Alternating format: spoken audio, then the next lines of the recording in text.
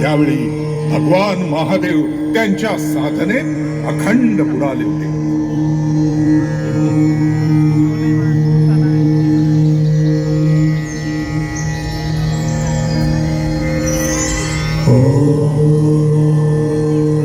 समस्त देवांचं गाऱ्हाण त्यांच्यापर्यंत पोहोचतच नव्हतं, पण त्यांचा आवाज पार्वती मातेनं ऐकला आणि माता पार्वती त्यांच्या समोर प्रकट झाली.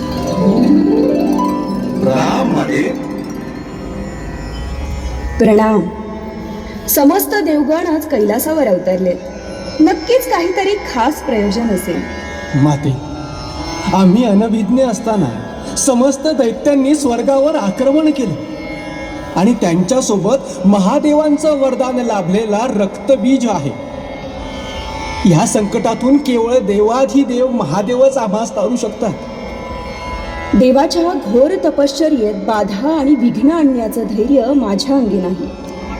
पण देवराज, युद्धभूमी सोडून पळणे हा पुरुषार्थ नाही. आपण युद्ध सुरू ठेवावं. काहीतरी मार्ग नक्की निघेल.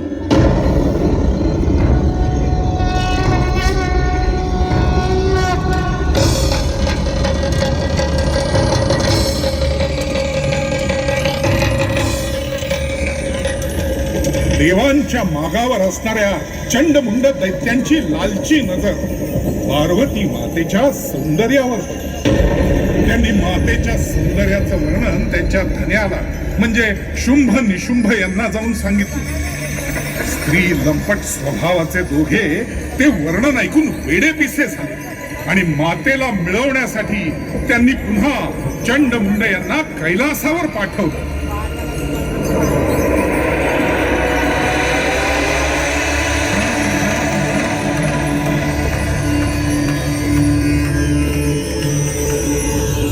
हे अतिसुंदर रूपवान ललने, आम्ही तुलाच आमच्या सोबत स्वर्गात यायची विनंती करायला आलोय. हे सुंदरी, आमच्या सोबत आमचे स्वामी शुंभ निशुंभ यांना खुश कर. हे तुला स्वर्गाची राणी करतील. आणि तसही इथे या भणंग गोसाव्या सोबत राहण्यात काय हशील? तुमच्या वाणीला आवर घाला, अन्यथा काय सुंदरी?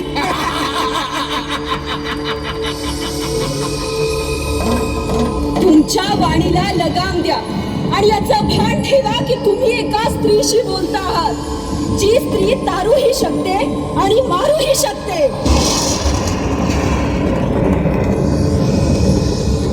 पार्वती मातेला त्यांनी हा प्रस्ताव दिला आणि सोबत अश्लील असभ्य भाषेत मातेसोबत बोलू लागले. मातेचा क्रोध अनावर झाला. उग्र रूप धारण करून तिने चंडमुंडांचा वध केला. त्या रूपाचं नाव झालं चामुंडा. पण पार्वती मातेचा झालेला अपमान दुर्गा मातेला सहन झाला नाही. आणि भगवान महादेवांच्या हलाहलाचा अंश पार्वती मातेत विसावला. पार्वती माते प्रकट झाली महाकाली. महाकाली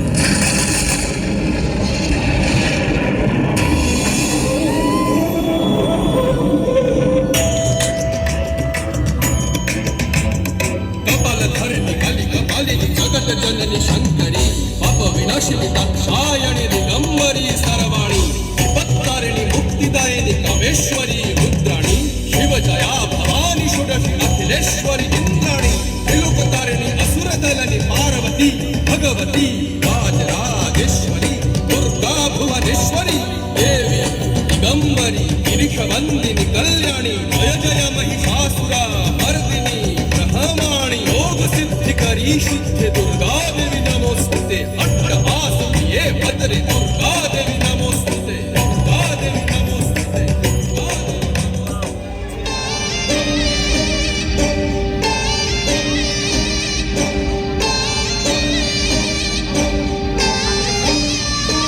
देवी कालीसङ्कारकं श्यामवर्णधारणं दैत्यवंशनाशकं विनाशकं विनाशकं कालीसङ्कारकं श्यामवर्णधारणं दैत्यवंशनाशकं विनाशकं विनाशकं काले चले संताप बढ़े घड़ी पहर संसार थमे माँ की अरज है माँ ही सुने मन प्राण में तू है माँ काली के जन्म मरण का मोह मिटे तेरी ही शक्ति लहू में बहे चंड मुंड धारे न माँ चंडी के तेरा ही आसरा हो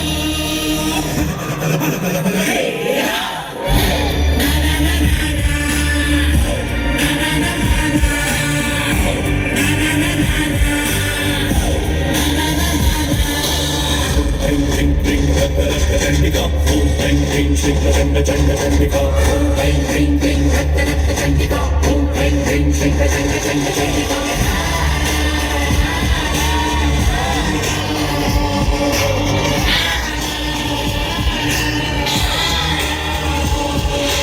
खोले घटा अंधकार भरा तूफान उठा हाहाकार मचा नाश कर दैत्य का विनाश कर खड्ग पर ले भाल तंत्र मंत्र चाल चल प्रचंड वेद धार कर मातु उद्धार कर रक्त बीज फिर तू रक्तपाल आज कर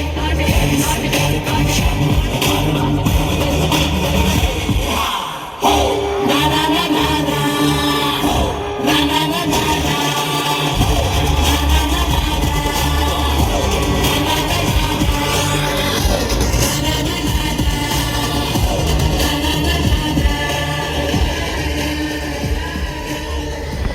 मातेनं धारण केलेल्या या रौद्र रूपानं अवघी वसुंधरा भयभीत झाली. तिच्या प्रकोपात रक्तबीज देखील संपला. राग शांत होईल. आता तिला शांत करणं कुणाच्याही आवाक्यात नव्हतं. लय सगळ्यांना गिळंकृत करेल या भीतीनं सगळ्यांनी देवाधिदेव महादेव यांच्या चरणी भाव घेतला. महादेवा महादेवा कृपा करा तुम्हीच मातेला शांत करू शकता. हे कैलासाधिपती, पार्वती मातेने धारण केलेल्या या रौद्र रूपाला शांत करण्यासाठी तुम्हाला तुमचं स्थान सोडावंच लागेल. भगवान, या तीनही लोकात तुम्ही एकमेव आहात जे हे तांडव थांबवू शकता. हे तांडव जर थांबवलं नाही तर विनाश अटळ आहे महादेवा.